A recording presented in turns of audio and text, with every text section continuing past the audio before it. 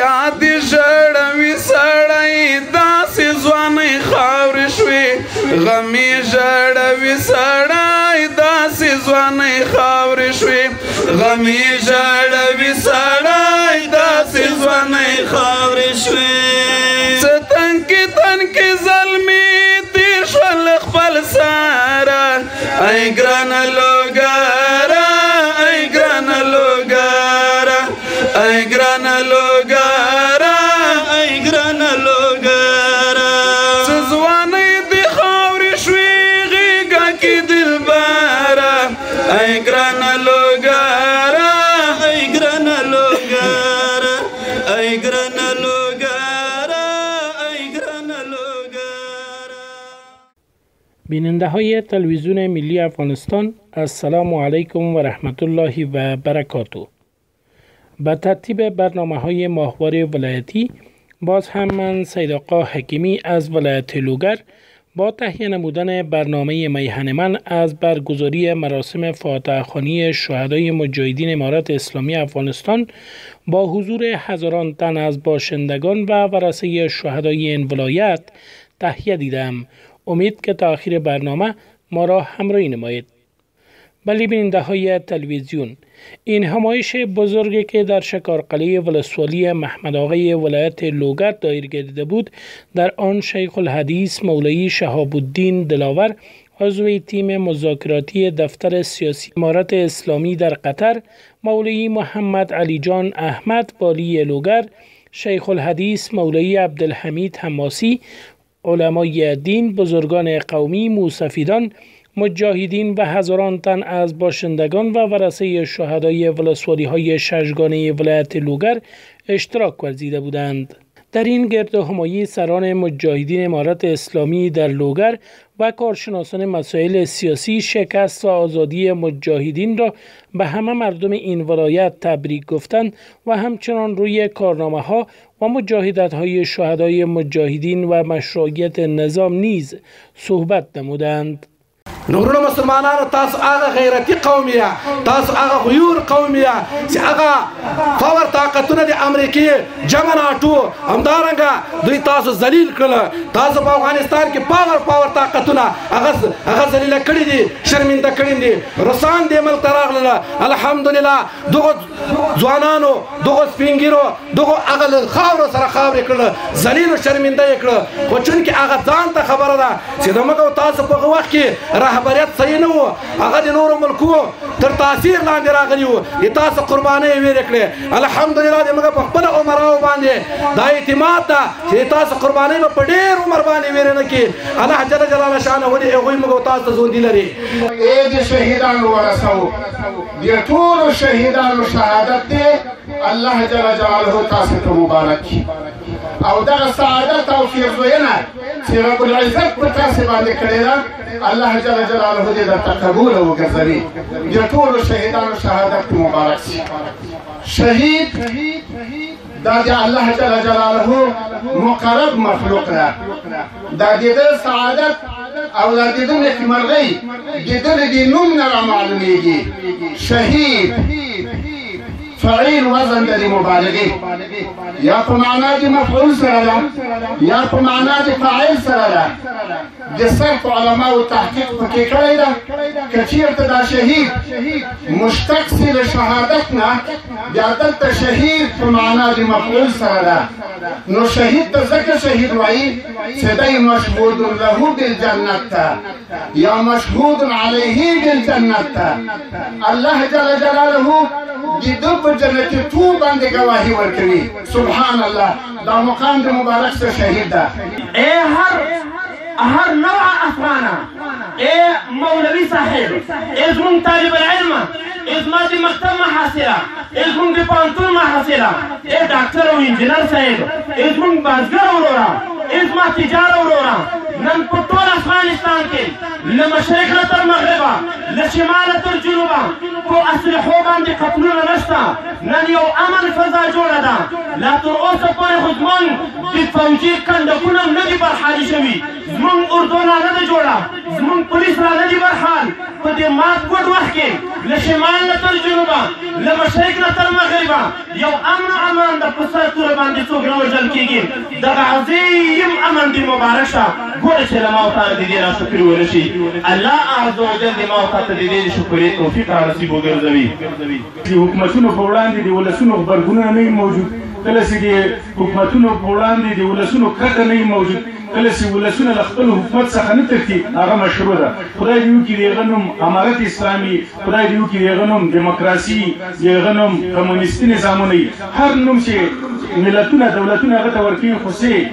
ذهنا او قلبا د ولس لپاره ومنلی شي یو کس یو عالم چې اوس هم ژوندی ده لبزت نومیږي هغه وایي چې نه مشروعیت هغه وخت ترلاسه کېږي کله چې دولتونه او حکومتونه خپلو خلکو ته په ښه توګه باندې خدمات وړاندې کړي کله چې ښوونځی موجود وي ښوونځی موجود وي مدرسه موجوده وي مسجد موجود وي سړک موجود وي د کور او د ښارګوټو شتون موجود وي کله چې خلک وکولی شي عامه خدماتو ته ولسي خدمتونو ته لارې ګودرې او اسانتیاوې ولري په دې حالت کې دغه حکومت دغه دولت دا مشروع ګڼلی میړني ته په دنیا وي دوه نصیبه یا شهید شي یا نابود کړي ککرې انقلاب کې پیژانده شي ټول وګړي انقلاب کې پیژانده شي ټول وګړي خرمهرې شي هم جدا له مرغلرې قرباني چې نه مني کوم یو ملت قرباني چې نه مني کوم یو ملت له هغو نه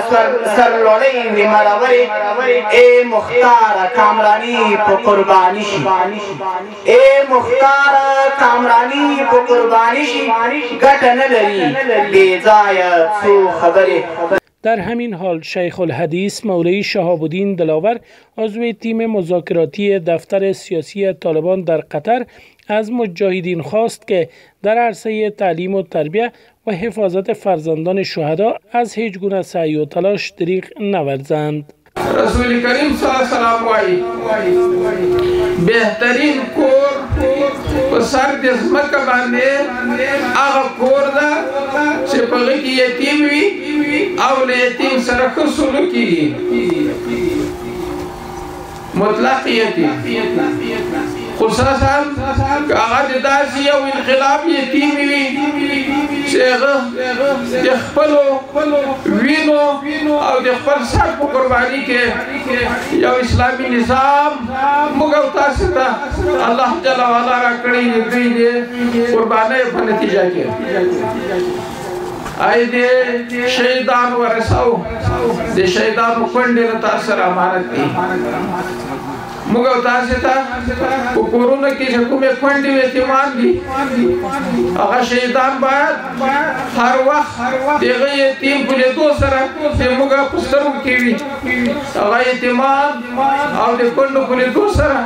شهیدان موږ باید ویر نه کړو دوم د دې مسؤلیت د افغانستان د اسلامي امارت قیادت او نظام او مسؤلین ته راجع ده مسؤلین د اسلامي نظام هغه مکلفیت لري چې د شهیدانو د یتیمانو لپاره د تربیې لپاره د روزنې لپاره د پالنې لپاره د ډوډۍ او د لباس د اوسېدو لپاره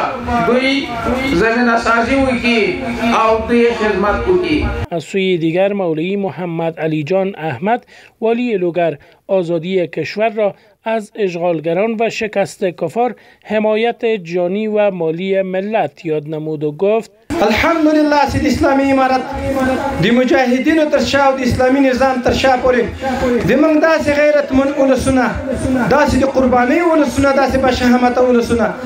چې په خپلو بچیو باندې زړه ونه خوږېدل هغه د مجاهد په سر باندې قربان کړه هغه د نظام په سر باندې قربان کړل الحمدلله دا افتخارات د تاسې دواړو ډلو د مبارک وي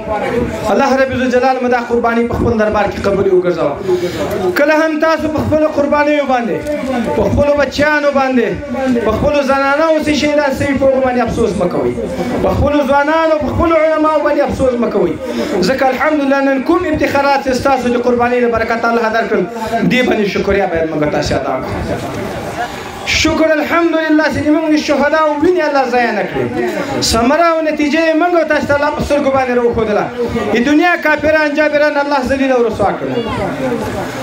او دریمه طبقه خلک د موږ تاسو د ولسونو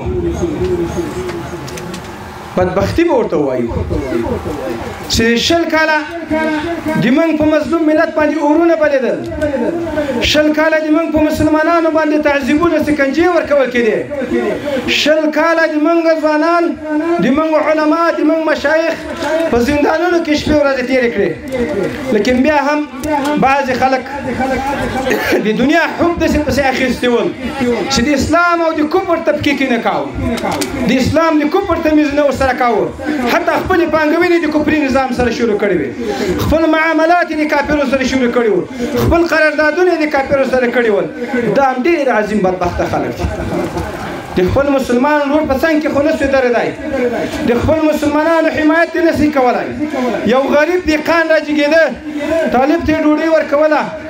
یو غریب دکاندار راجګېده د شهید یتیمان یې پالل یو غریب ډریور راجګېده د مجاهد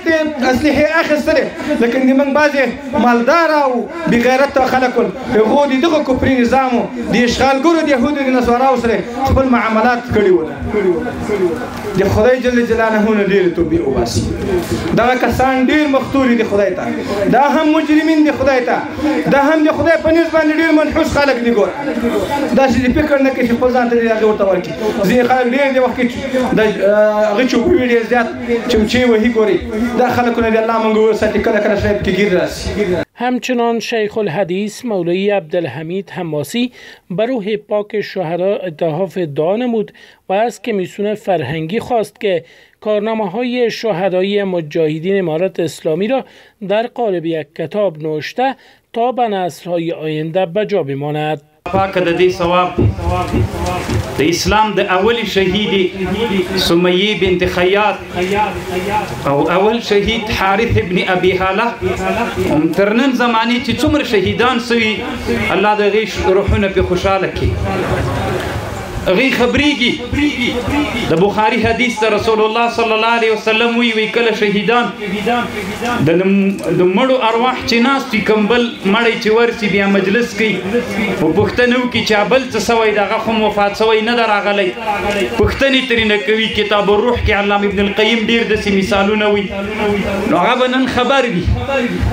چې موږ د افغانستان د ازادۍ او د اسلام د حاکمیت لپاره کوم قرباني کړې و د موږ مشرانو موږ په یاد یو د موږ ارمانونه په یاد دي د موږ چې کوم ارزو هغه په یاد دي له یاد نه دي وتلي نن به غوی ډیر خوشاله وي الله پاک د غیر روحونه په اعلی علین کې وګرځوي الله پاک د غیر روحونه په حور عین باندې ونازوي